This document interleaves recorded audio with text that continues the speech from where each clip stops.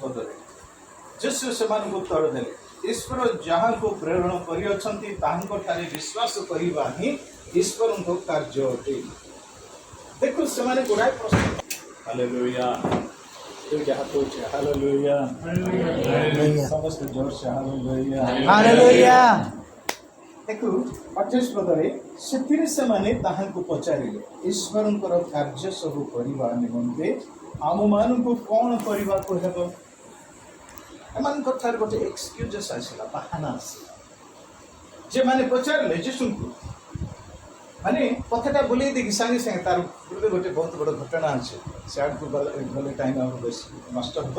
ତେବେ ଏମାନେ କଥା ବୁଲେଇକି ସାଙ୍ଗେ ସାଙ୍ଗେ ପଚାରୁଛନ୍ତି ଯୀଶୁଙ୍କୁ ଖୁସି କରିବା ପାଇଁ। ଆଉ ସେମାନେ କହୁଛନ୍ତି ତେବେ ଈଶ୍ୱରଙ୍କର କାର୍ଯ୍ୟ କରିବା ପାଇଁ କ'ଣ ସବୁ କରିବା? ମାନେ ପ୍ରଭୁ ଯୀଶୁ କହିବେ ଗୋଟେ ଚର୍ଚ୍ଚ ମିଟିଂ ବନେଇବେ, ବଡ଼ ମିଟିଂ ଗୋଟେ କରିଦେ, ଏତିକି ଟଙ୍କା ଡୋନେଟ୍ କରେ। ଏମାନେ ଭାବିଲେ ଏମିତି କହିବେ ଯୀଶୁ, ନାଇଁ ତ ଏମିତି କହିଲେ ଯୀଶୁ ଖୁସି ହେଇଯିବେ କହିଲେ। କିନ୍ତୁ ଯୀଶୁ କ'ଣ କହିଲେ? 29 ପଦରେ ଯୀଶୁ ସେମାନଙ୍କୁ ଉତ୍ତର ଦେଲେ, ଈଶ୍ୱର ଯାହାଙ୍କୁ ପ୍ରେରଣ କରିଅଛନ୍ତି ତାହାଙ୍କଠାରେ ବିଶ୍ୱାସ କରିବା ହିଁ ଈଶ୍ୱରଙ୍କର କାର୍ଯ୍ୟ। ପ୍ରେଜ୍ ଦ ଲର୍ଡ। ହାତ ଉଠେ। ହାଲେଲୁୟା। ହାଲେଲୁୟା। ଆଉ ଜୋରସେ ହାଲେଲୁୟା। ହାଲେଲୁୟା। ଦେଖୁ ପ୍ରଭୁ ଯୀଶୁ କହୁଛନ୍ତି ପିତା ଯାହାଙ୍କୁ ପଠେଇଛନ୍ତି, ଯେ ପ୍ରେରିତ, ତାହାଙ୍କୁ ବିଶ୍ୱାସ କରିଲେ ସେଇଟା ଈଶ୍ୱରଙ୍କର କାର୍ଯ୍ୟ। ତମେ ଚର୍ଚ୍ଚ ବନେଇବା ଈଶ୍ୱରଙ୍କ କାର୍ଯ୍ୟ ପଛ କର, ତମେ ଡୋନେସନ୍ ଦେବା ସେଇଟା ପଛର କଥା, ଆଉ କ'ଣ ସାହାଯ୍ୟ କରିବା ପଛର କଥା। ପ୍ରଥମେ ପ୍ରଭୁଙ୍କୁ, ସେଥିପାଇଁ ଯୀଶୁ କହିଲେ ଯିଏ ତୁମକୁ ଗ୍ରହଣ କରିବ ସେ ମୋତେ ଗ୍ରହଣ କରିବ। ଦେଖୁ ପିତା ପରମେଶ୍ୱର ଯୀଶୁଙ୍କୁ ପ୍ରେରଣ କଲେ ସମସ୍ତ ମନୁଷ୍ୟ ସମାଜ ପାଇଁ। ସେ ମନୁଷ୍ୟ ରୂପେ ଜଗତକୁ ଆସିଲେ, 100% ସେ ମନୁଷ୍ୟ ଥିଲେ, 100% ଈଶ୍ୱର। ଆଉ ସମସ୍ତଙ୍କ ପାଇଁ କାଲବରୀ କ୍ରୁଶରେ ସେ ହତ ହେଲେ, ରକ୍ତ ବହାଇଲେ, ସମାଧିସ୍ଥ ହେଲେ, ତୃତୀୟ ଦିନରେ ପୁନରୁତ୍ଥିତ ହେଲେ। ପିତା ପଠେଇଥିଲେ ତାଙ୍କୁ।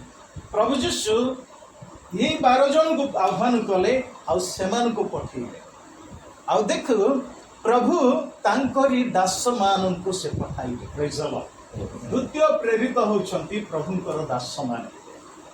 ଯେଉଁ ପରିବାର ପ୍ରଭୁଙ୍କର ଦାସଙ୍କୁ ଗ୍ରହଣ କରେ, ଯେଉଁ ମଣ୍ଡଳୀ ପ୍ରଭୁଙ୍କ ଦାସଙ୍କୁ ପ୍ରଭୁଙ୍କ ଦାସ ଭାବେ ଗ୍ରହଣ କରେ, ତାକୁ ଇସ୍ରାଏଲ ମଣ୍ଡଳୀ ପ୍ରଭୁଙ୍କର ଲୋକମାନଙ୍କୁ ଗ୍ରହଣ ନ କରିବାରୁ, ମଶାଙ୍କୁ ନ ଗ୍ରହଣ କରିବାରୁ, ମଶାଙ୍କ ଠାରୁ ନ ଶୁଣିବାରୁ ସେମାନେ ଈଶ୍ୱରଙ୍କର ସନ୍ତୁଷ୍ଟ ଯୁକ୍ତ ହେଇପାରିଲେ ନାହିଁ।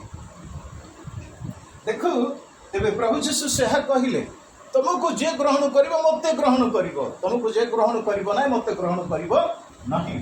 ଏ କ୍ଷୁଦ୍ରମାନଙ୍କୁ ଯିଏ ଦିନାଏ ଥଣ୍ଡା ପାଣି ଦେବ ତାର ଆଶୀର୍ବାଦ ସେ ବଞ୍ଚିତ ହେବ ନାହିଁ। ହାଲେଲୁୟା।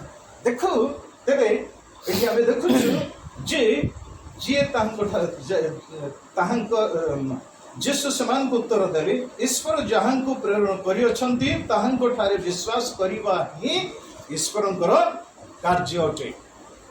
ଦେଖୁଛୁ ପ୍ରିୟ ମଣ୍ଡଳୀ, ତେବେ ଏଇ ଲୋକମାନେ ମଶାଙ୍କୁ ଗ୍ରହଣ କଲେ ନାହିଁ, ଏଇ ଲୋକମାନେ ପ୍ରଭୁଙ୍କର ଦାସମାନଙ୍କୁ ଗ୍ରହଣ କଲେ ନାହିଁ, ଏଇ ଲୋକମାନେ ପ୍ରଭୁଙ୍କର ବାକ୍ୟକୁ ଗ୍ରହଣ କଲେ ନାହିଁ, ଏଇ ଲୋକମାନେ ପ୍ରଭୁଙ୍କର ସନ୍ତୁଷ୍ଟ ଯୁକ୍ତ ହୋଇପାରିଲେ ନାହିଁ। ସେଥିପାଇଁ 6 ଲକ୍ଷରୁ ଅଧିକ ଲୋକ ଆସିଲେ, କିନ୍ତୁ ଫାର୍ଷ୍ଟ ଜେନେରେସନର କେବଳ ଯହୋଶୁଆ ଆଉ କାଲେବ ହିଁ କାନାନରେ ପହଞ୍ଚିଲେ।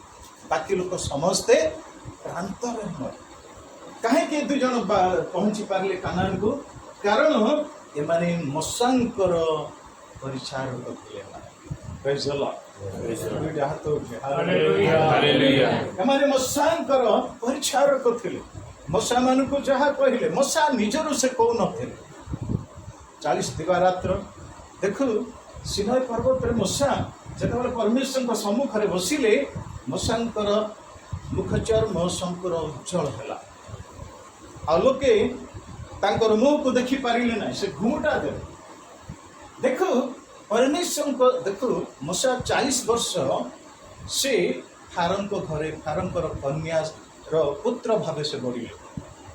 ଆଉ 40 ବର୍ଷ ପ୍ରାନ୍ତରରେ ସେ ପାଳକ ଭାବେ ବଢ଼ିଲେ।